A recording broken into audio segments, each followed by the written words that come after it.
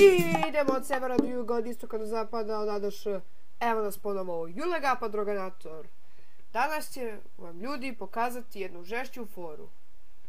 Ja sam uzeo foru iz jedne igrice koja se zove Clash of the Titans. To vam je jedna žešća igrica u kojoj imate razne tamo mutante i borite se protiv njih. Jedan od tih mutanta je Electric, to jest Electric. On je jedan od tih mutanta koji ima električnu moć. Pomoću tog mutanta ja sam pronašao jednu odličnu foru koju ću vam pokazati da i vi to umete da uradite. Evo, pa dakle, da vidimo nešto o Elektriku. Pa ljudi, kao što vidite, ovdje piše The Electric. Piše o njemu. This one bristles with electric energy that can blast from its hands or call it down from the sky. To je jedan veoma problematičan lik iz te igrice i on ume da uradi razne grozne stvari. Pa, da vidimo jednu od njegovih moći koju sam napravio u Minecraftu.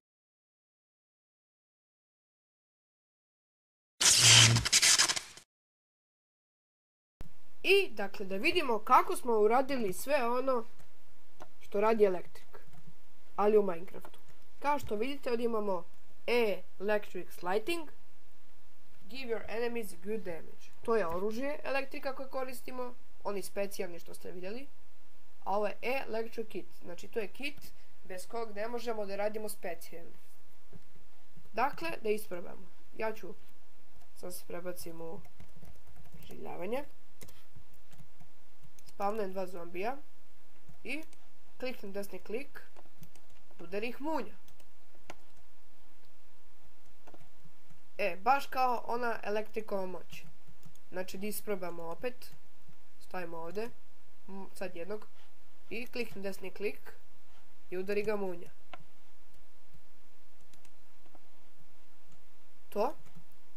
To se dešava samo na 10 blokova daljine, ali kad bi bacio Electric Kit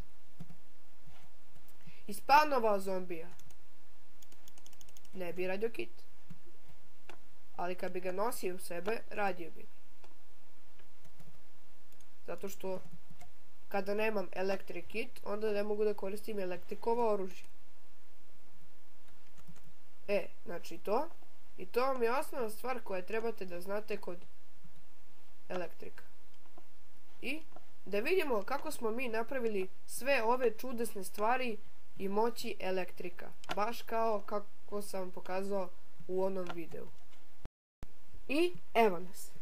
Znači, ono što trebate osnovno da znate jesu komande. Kada pravite pravi pravcijati server, komande vam nisu ni potrebne uglavnom zato što koristite pluginove i konzola.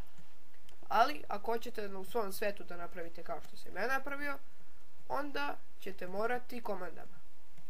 Znači, prva komanda koju trebate da iskoristite za ovo, ako želite da radite stalno, onda vam ne treba ovo. Zato što ovo sam napravio za ovo Electric Kit. Znači, ja sam ukucao give p name tag 1.0, to vam je potrebno, display name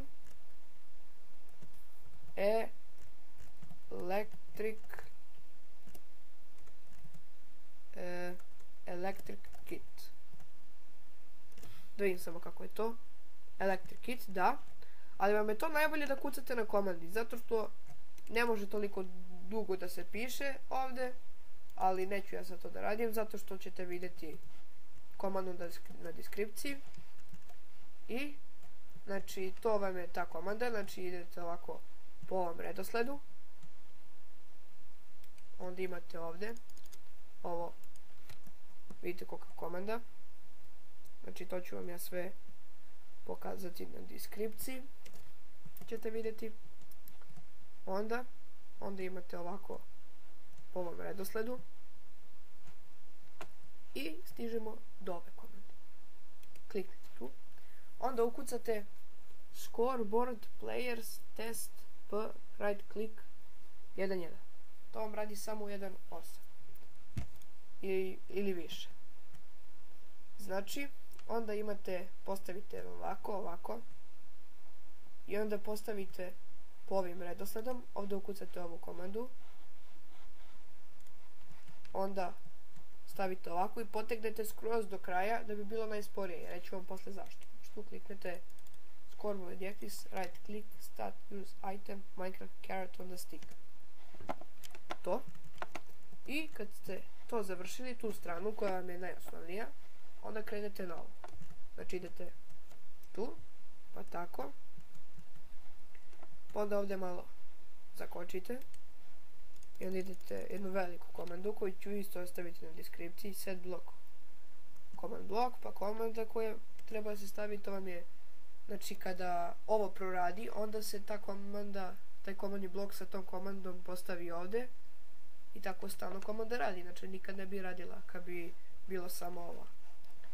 Dakle to, postavite onda, ovo i ne morate da stavite, znači samo postavite ovo i samo na primjer ovdje stavite tako i ovaj komandni blok će da vam se pojavi, znači to. I kao što vidite, postavio se komandni blok. Tako. I onda vi sad postavite ovako jedan komparator, posle njega repeater, onda tu posle repeater stavite player set p right click 0 i onda ovu komandu, to sam vam pokazao u prošlom videu kako se postavlja, znači set block, pa ovo vam je kolika udaljenost od komandnog bloka, a možete da stavite bez ovih tu stvarčica i tu odredite koordinate i ovdje postavite blok koji želite da postavite. A ovako gledate koordinate, znači ovdje gdje vam piše blok i onda tu vidite koordinate gdje želite da postavite određeni blok. Znači ja sam stavio ovdje da se postavi redstone blok, ovdje. Znači ja, na primjer, stavim tu. I to će se postaviti ovdje. I ovo je set blok. To R. To je ovdje. I ovdje execute P. To ćete se vidjeti na deskripciji, ništa se ne brinite. I to tako sve po redosledu. Ja ću vam sad ispričati zašto. Ovo, sam vam rekao, služi da bi se zadržali ovaj kit. Znači, ja sad kliknem, sve se aktivira, ali ne radi zato što nema nikoga oko mene. Znači, ja spavnem zombije, kliknem, čekajte, nešto se ukočilo, to se često dešava. Znači, moram onda ovako da bi ga otkočio. To se ponekad dešava, ništa lično. Tako. Sad je bolje. I ovo vam služi, znači, zato što ovo, kada ovako puno stavite tih redstone stvari, ovo će da se zakoči i neće da radi. Da biste vi to prekinuli, sad ćemo sam proverim vreme na sunčano. Da biste vi to zaustavili, vi ćete ovako staviti tu, znači onda prvo se aktivira da izbrišete taj scoreboard koji ste namestili, a ovo vam je usporeno da bi se posle toga povratio taj scoreboard. Onda će vam ovo raditi.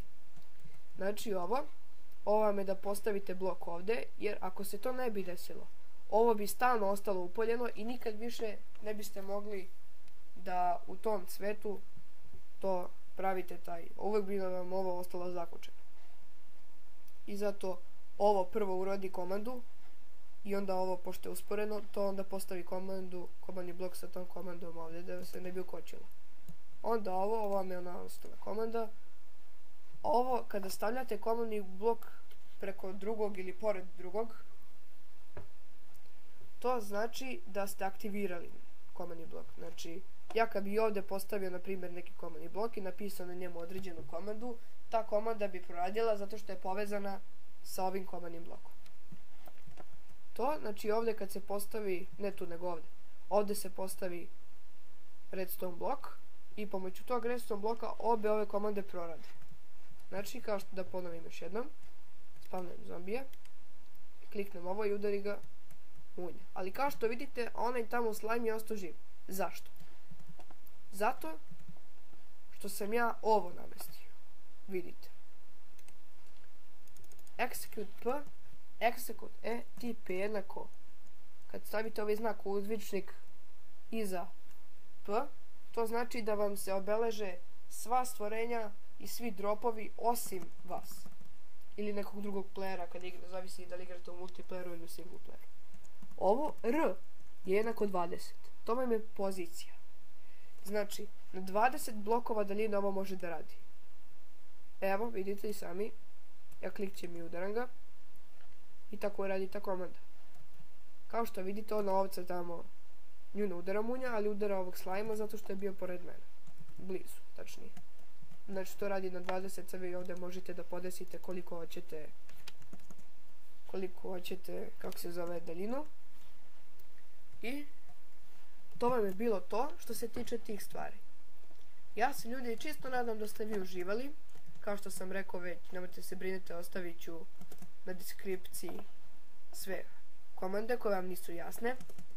Vi samo napišite sve u komentar što vam treba, ja ću vam dati odgovor ili u sljedećem videu ili u komentarima. Samo ću reći da ko mi da neku komandu koju do sad nisam znao i koja mi bude koristila u sličnim slučajevima, pozdravit ću ga u sljedećem videu. Ili ako ne u sljedećem, onda u nekom od videa koji ću naredno da postavim. Pa ljudi, to bi bilo to što se tiče ove epizode Minecraft tutoriala. Ja se čisto nadam da ste uživali. Vidimo se u sljedećoj epizodi Minecraft tutoriala.